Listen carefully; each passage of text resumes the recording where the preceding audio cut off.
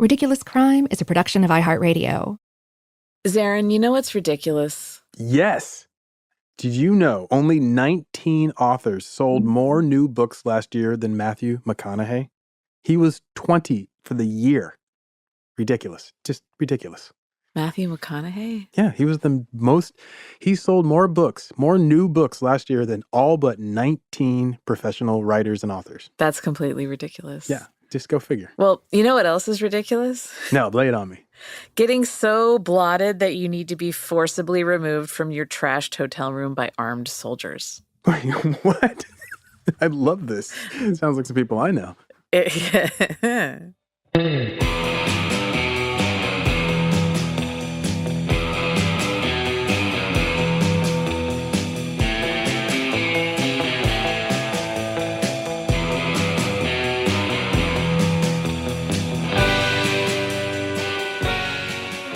This is Ridiculous Crime, a podcast about absurd and outrageous capers, heists, and cons.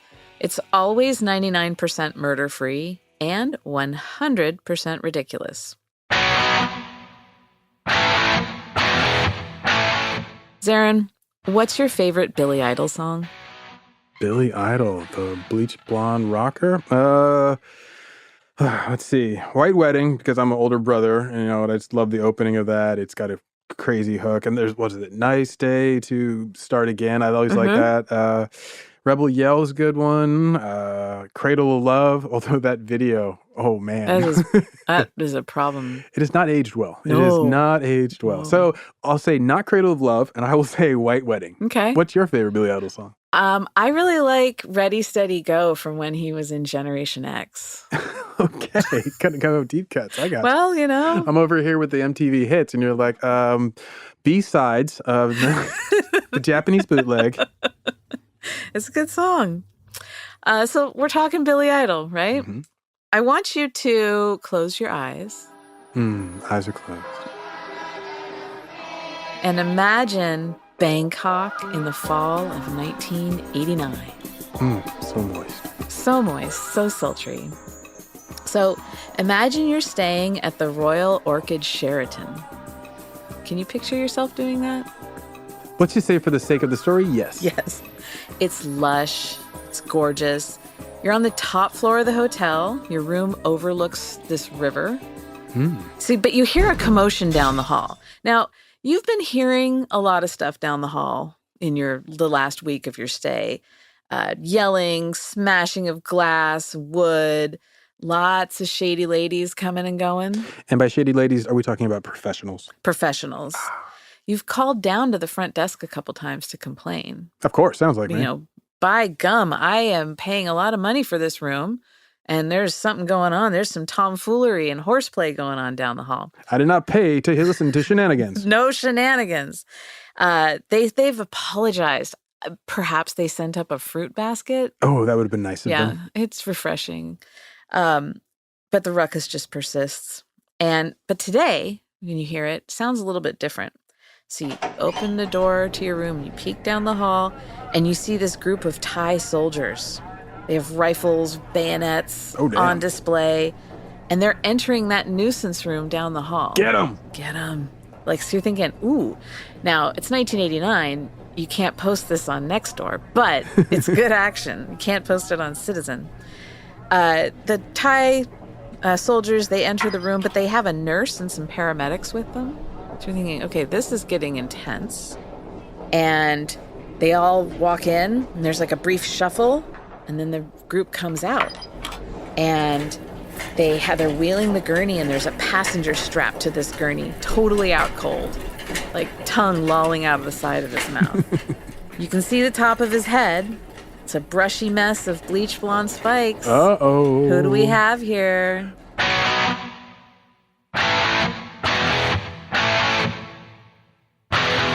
Mr. Billy Idol. Mr. Billy Idol. You, hotel guest, yes, have just witnessed Billy Idol's 3-week drug bender come to an end at the hands of a tranquilizer-wielding nurse and the Thai army. Did you say 3-week-long bender? 3 weeks. 3 weeks. And that was the third hotel that he'd trashed in as many weeks. Wait a minute. If you're going to do a 3-week bender, and this is the third hotel, you're not doing this alone, are you? No. See, he's there with his friend. Billy Idol and his friend Harry Johnson went to Thailand to take a break from recording the album Charmed Life. I'm sorry, you're going to have to back that up. Did you say his friend was named Harry Johnson? Billy Idol and his Harry Johnson went to Thailand. And we're tearing up Thailand. Yeah, just going nuts. What kind of put this in motion is that Billy Idol, he had a longtime girlfriend, Perry Lister. Okay. They had a kid in 1988, so they have like a year-old child, a babe in arms. Mm-hmm. And one day, Perry is at home and the baby monitor's on. She's listening to, the sweet coos of Baby Idol. And then she overhears a phone conversation that Billy Idol is having with another woman. Wait a minute. So Billy's on the phone in the baby's room talking to another woman? I don't know if he was in the baby. If he's like, let me go somewhere private. Exactly. Baby's taking a nap. In the nursery. Or if, sometimes like the older baby monitors back in those days, like would pick up frequencies, like maybe he was on the cordless phone. Oh, right. Good point. But what's he talking about with his other woman? Their new baby. Ooh. Yeah. He doubled up. Yeah, he doubled up. So he's got an 88 and an 89 baby. Oh, so like Irish twins, but different women. Different women. So Perry is like, obviously not okay with this. No. And so she takes the baby and leaves. He's heartbroken, Billy, because he wants it all. But he's got a backup baby. Harry Johnson? No, I say he's got a backup baby. That's true. He does have a backup. She only took one of the two. But Harry's like, it's okay, Billy. You know what? You know what we need to get your mind off of you carousing around and dipping your wick all over town? Let's dip your wick in Thailand. You know what we need to do? Keep your wick wetter. So he's like, all right. And, Billy Idol had some drug problems in the past. Yeah, it's an understatement. So he's like, okay, Harry Johnson says to him, let's go to Thailand. We're just going to drink a ton of booze. We're just going to use the services of a lot of sex workers. And this is going to make you feel really good, but no drugs. Of course. We're not going to do drugs. And they're like, yeah, of course, no drugs. So a little bit more about Billy and Harry. They'd only known each other for about a year. Wait, so Harry's a new friend to him? Harry is a new pal. How does Billy Idol make new friends? Well, he makes them because I think that they got connected through their love of motorcycles. Oh, of course. Shared interest. Shared interest. Well, and Harry was a hairdresser. So he's basically like the plot of Shampoo come to life. Oh, so much so. Harry, the hairdresser, became a hairdresser to pick up chicks. Because he thought, well, this is just like an inn. There's just plentiful, and I'm just an absolute rascal. And so he's like, let me be the only straight dude in a world full of women looking to be pleased. Totally. The guy's a genius. But he transitions into another job, which is Billy Idol's assistant. Not so much of a genius. But they have motorcycles. They have these Harleys, and they with other guys, and they all ride around together. And they gave their crew a name. They called themselves the Rude Dudes. Which 100% is the name that like a group of golden retrievers wearing sunglasses would give themselves. The Rude Dudes. Golden retrievers in sunglasses and tank tops. Yeah. To say Rude Dudes. Rude Dudes sitting on like the shore of a lake, cracking back some brewskis. Wagging their tails. Just a couple, just a bunch of rude dudes, They got a barbecue going. That's when you tell me rude dudes, that's what I'm seeing. I'm not seeing Billy Idol and some other sort of, frosted tips guys on Harley Davidsons. Well, it's hard to imagine a hairdresser who hangs out with Billy Idol being a rude dude and calling himself that. And it's easy to imagine him being a rude person. Sure, but they're a bunch of rude dudes. Yeah. So, yeah. So the rude dudes, they decide to go to Bangkok and blow off a little steam. It sounds like more than that. True. Let me just take a break and collect myself and try and get the image of the golden retrievers wearing sunglasses out of my head. And then I'm going to let you know how that worked out for them. Cool. I'm going to change my shirt.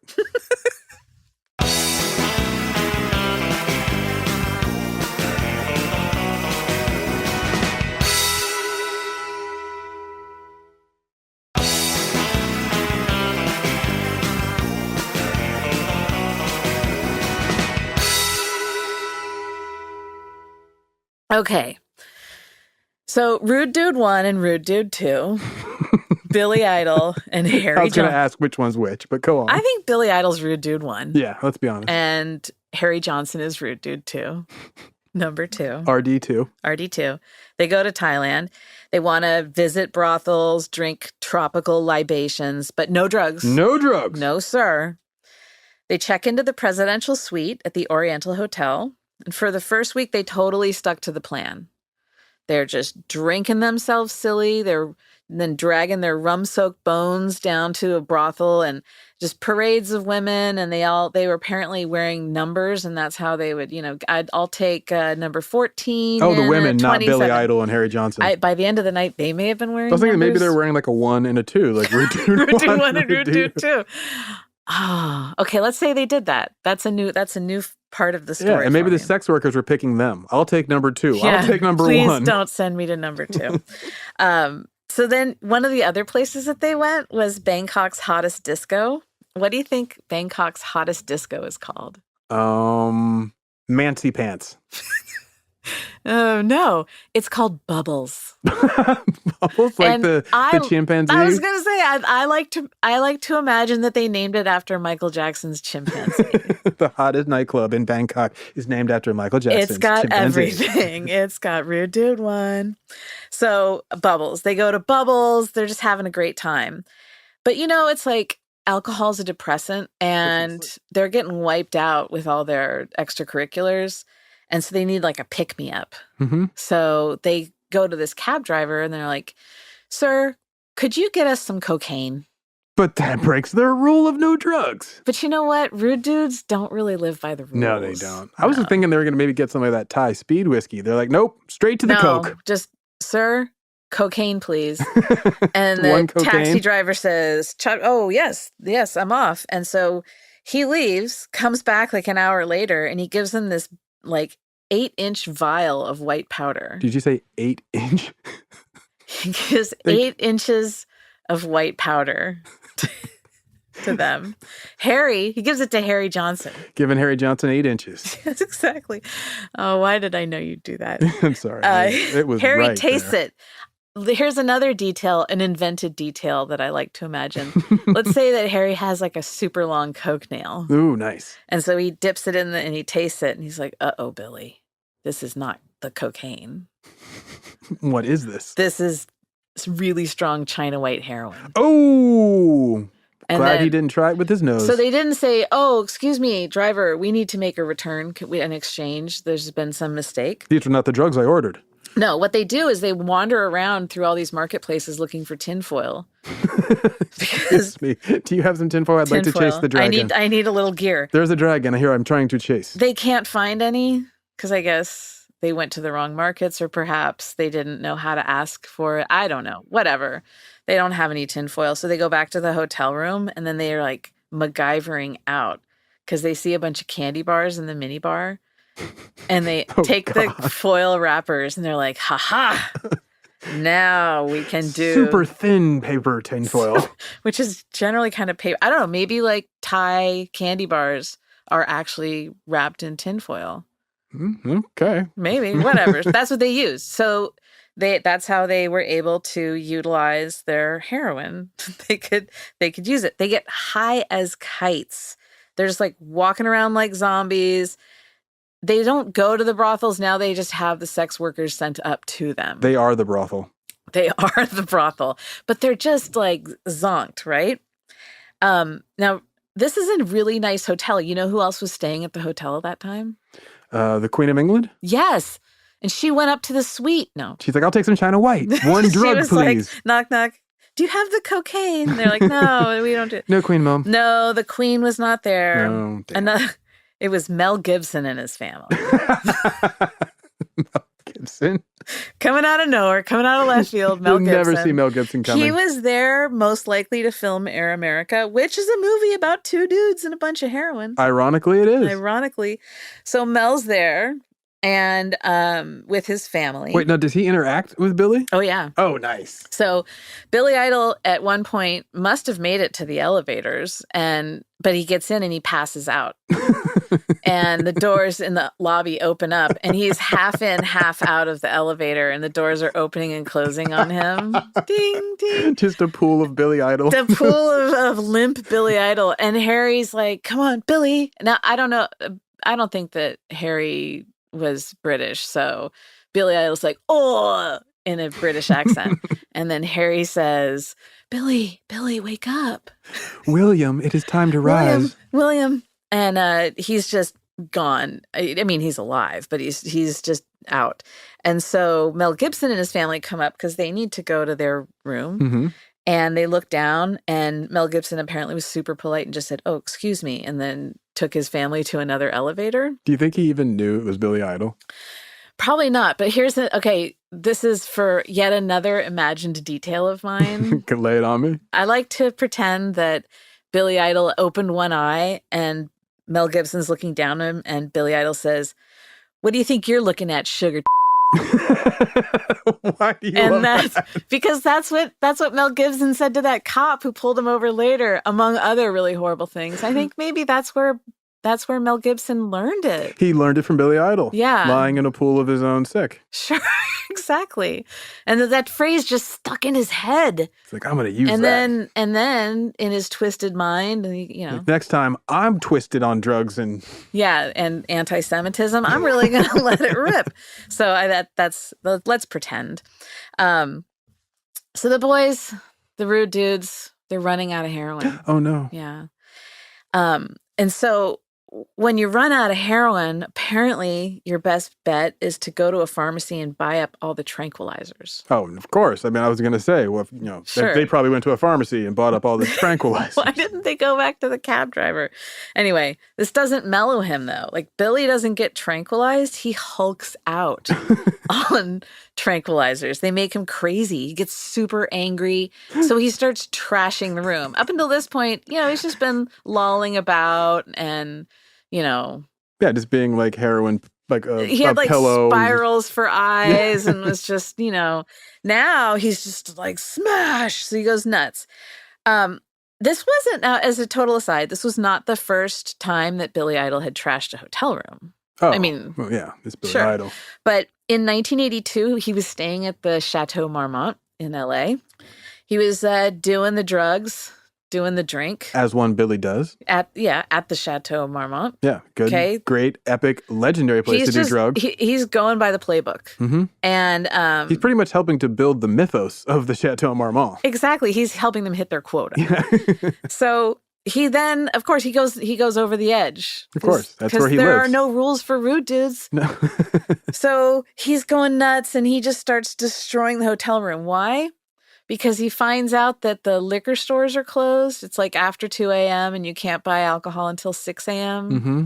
So he goes nuts. He's like, I can't wait 4 hours. I need my Midori sours. So he goes crazy and he's just like trashing the place, TV, whatever.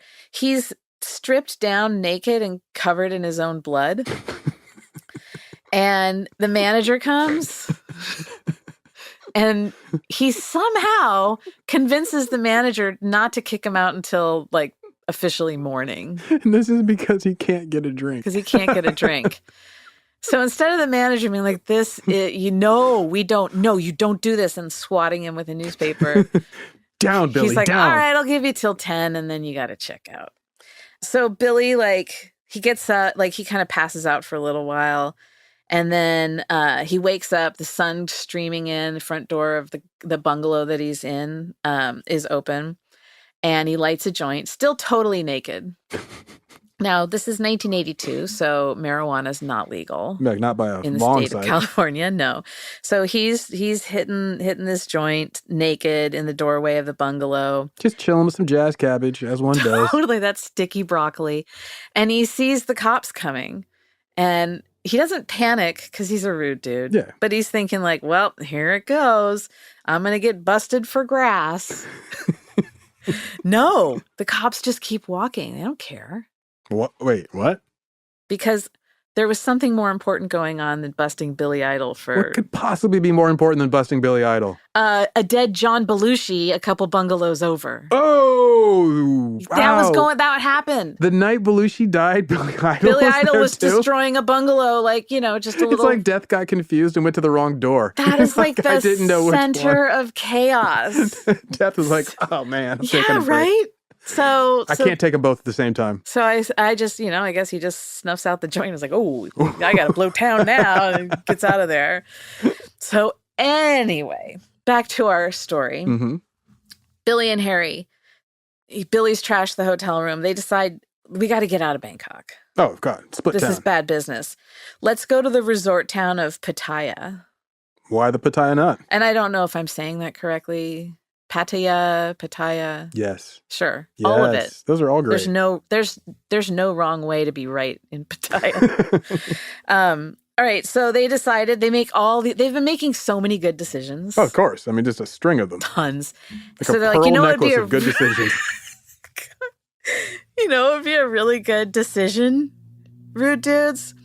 Rent jet skis and play chicken on them while naked. Oh, the cocaine of the seas. The cocaine of jet skis, the cocaine of the seas.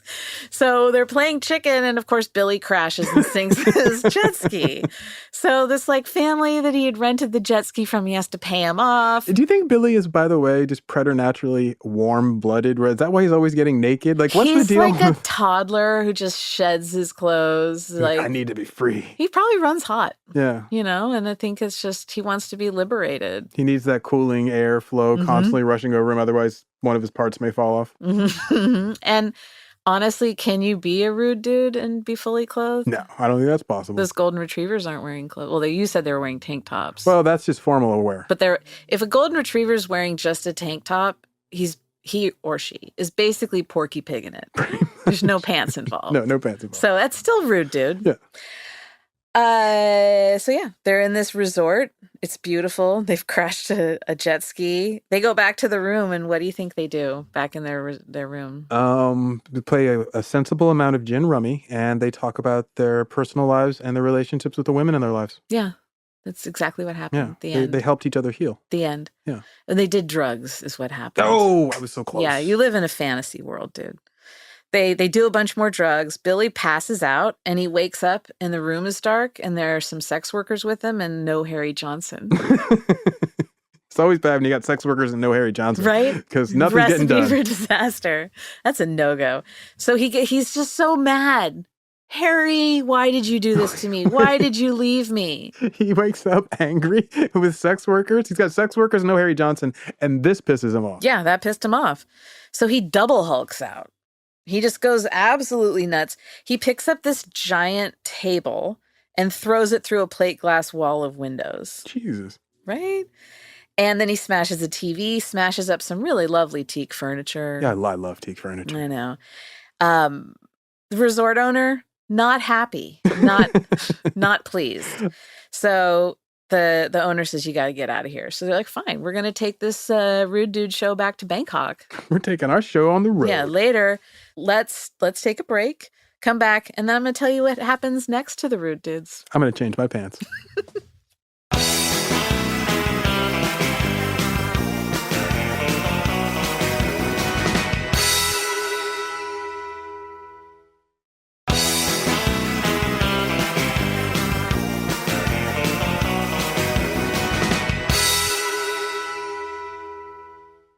Billy Idol and Harry Johnson. My men. The rude dudes.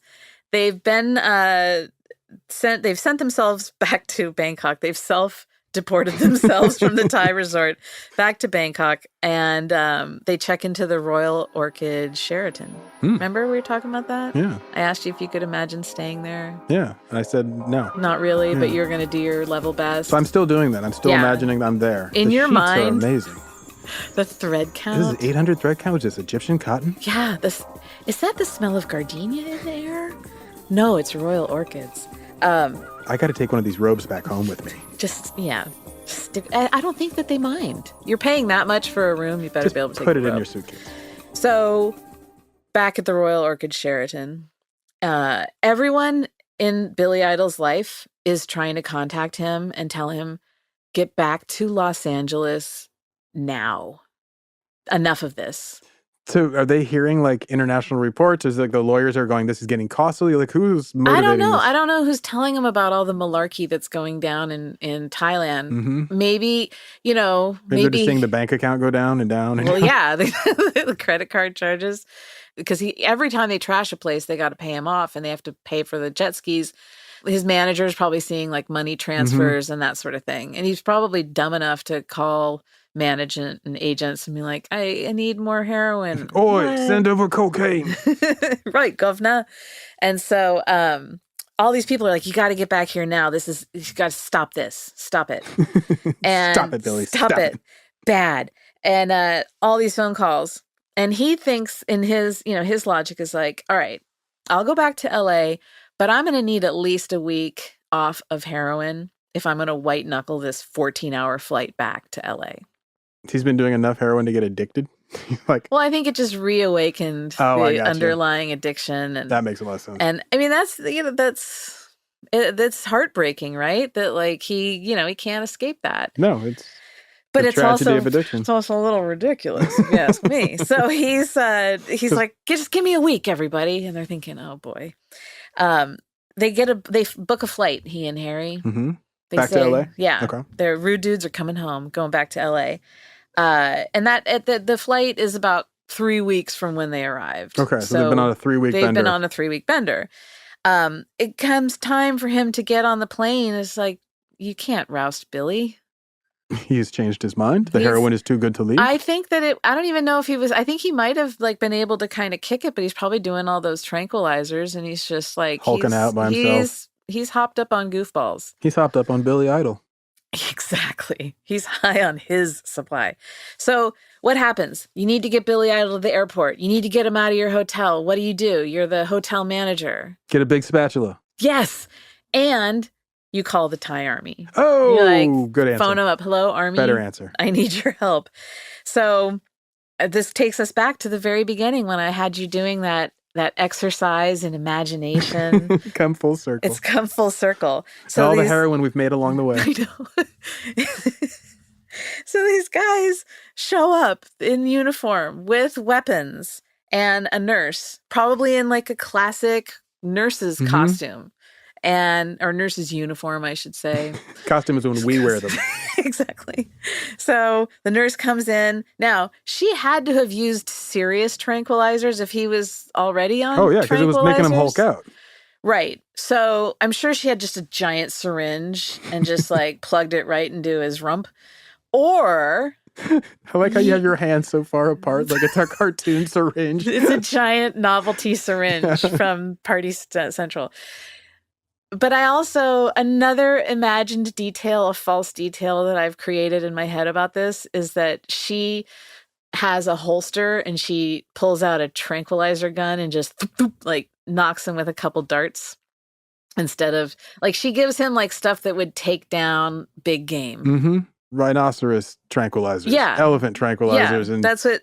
So let's pretend that that's what she did. So she didn't come in with even a novelty size syringe. She just like quick draw. Thunk, thunk. Thunk, thunk. And then he looks at her just all surprised. You like, double tapped me. Why would you do that? And then off he goes. So then they lift him up on the gurney. They wheel him out. He comes to at the airport just barfing all over himself. Probably still naked. Who among us doesn't come to at an airport barfing all over?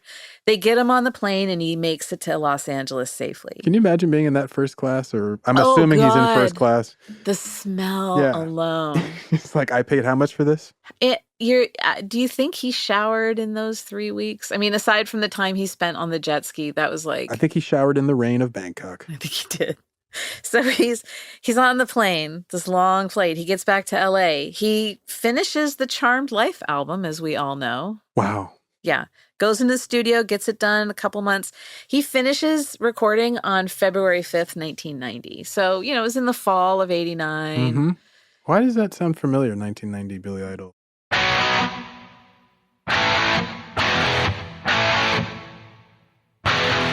Because the very next morning, February 6th, 1990, he's on his Harley, Rude duding it up. Mm-hmm. And he runs a stop sign and crashes. Mm-hmm. And he really messed up his leg and his arm. Oh, yeah. He Gary Busey'd the hell out of himself. Totally. I mean, he was just smeared on the pavement. And Mel Gibson looked down and said, and Mel Gibson walked up and said, "Sugar, how you feeling?" Yeah, so he's just a red smear on the pavement. His arm and leg are all messed up. He has so many surgeries to recover, and it really, I mean, the album's done. Mm-hmm. We go on to be one of his big albums. Yeah, but he lost out on a lot of stuff because of this accident. Like what? He was in the movie The Doors. He plays a drinking buddy of Jim's. Yeah, like a roadie guy or whatever. He was actually supposed to play Jim's friend Tom Baker in that movie. Oh, yeah. So he was going to have this big role. But the bigger role that he missed out on, he was supposed to be T-1000 in Terminator 2 Judgment Day. Wait. What? That doesn't even make sense. Robert Patrick, the liquid Terminator, he's supposed to be that guy? So basically the whole reason Robert Patrick has a movie career is because Billy Idol crashed his motorcycle? Where was Robert Patrick on the morning of February 6th, 1990? That's what I want to know. Throwing a spike strip in front of the Harley. Moo-ha-ha-ha. Now he gets to be he gets to say, "Have you seen this boy? Have you seen this boy?" Yeah. And then he also gets to be in a movie with Guns N' Roses on the soundtrack. Oh, that's right. Yeah. Lucky duck. So yeah, Billy Idol blows it. He crashes his sled. All goes to hell. However, he did still tour for the album, for Charmed Life, and he used a cane for some of the dates. Mm-hmm. And then there's that Cradle of Love video we were talking about. The problematic Cradle of Love video. He's only seen from the waist up in that video. That's why he's on the TV screen and not, and they have the whole scene where she's undressing and doing the stuff. Do you know who directed that video? Spike Lee. David Fincher. What the? It's such a bad video. And it's actually kind of Fincheresque now that you mention it. I can see it. It won awards. Yeah, I'm not surprised. Car and Driver awards. it won VMAs when that was a thing. And Car and Driver, best video. So yeah. Best in class for him. Best in class. And then, later on he goes on to kind of like survive. He wrote an autobiography telling all these wild tales. He cleaned himself up. Did he?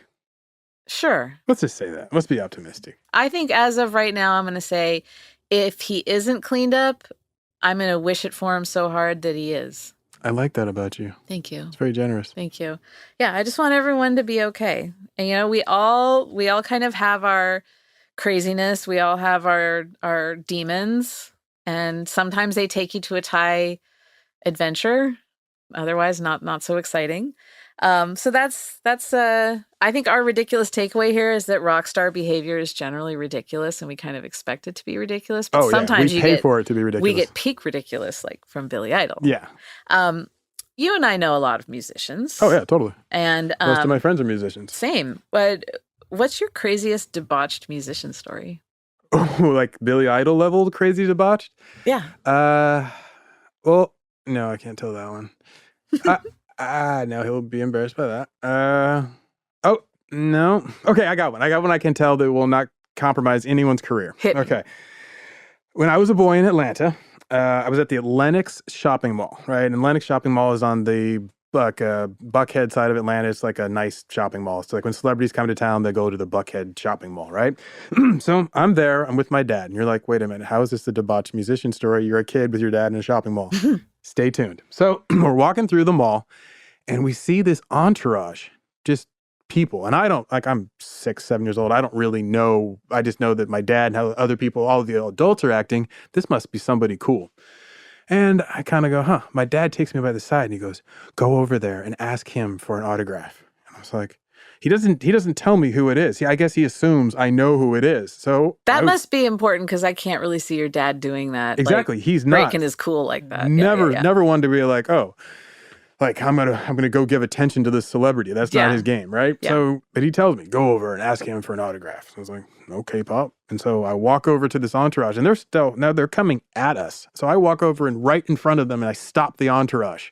The entourage is very kind about it. They stop for this little boy who's looking up at them, and I basically I noticed amongst the crowd as it separates this one figure in a white fur coat. And he looks down at me. And now I'm 6 years old. I don't know what cocaine is, but I know that this man is high as giraffe eyebrows. All right. And he says to me, I say, excuse me, can I get your autograph? He looks at me and says, I'm Rick James. Of course. No. Yes. He said, what's your name, little man? And I said, Zaron. And that's when I realized my dad wanted the autograph because he has the same name. So I went over and got an autograph from Rick James for my dad, and he still, I would assume, have it because I don't have that autograph. Wow. All I have is the memory of Rick James, high as giraffe eyebrows, looking down at me going, I'm Rick James, of course. That's amazing. Yes. That's incredible. So there you go. There's a safely told debauched musician story. I love it. That's perfect. And that ridiculous. Is absolutely perfect. Perfect, ridiculous, and that just, you've seen us out beautifully on that one.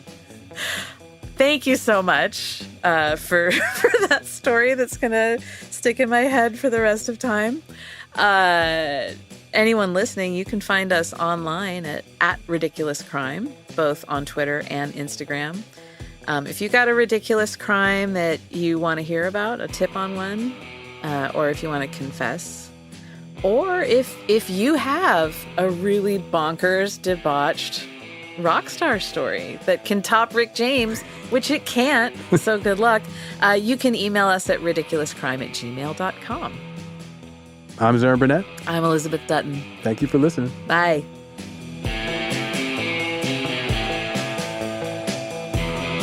Ridiculous Crime is hosted by Elizabeth Dutton and Zaron Burnett, produced and edited by Dave Kustin. Research is by the intrepid Marissa Brown. The theme song is by Thomas Lee and Travis Dutton. Executive producers are Ben Bolden and Noel Brown.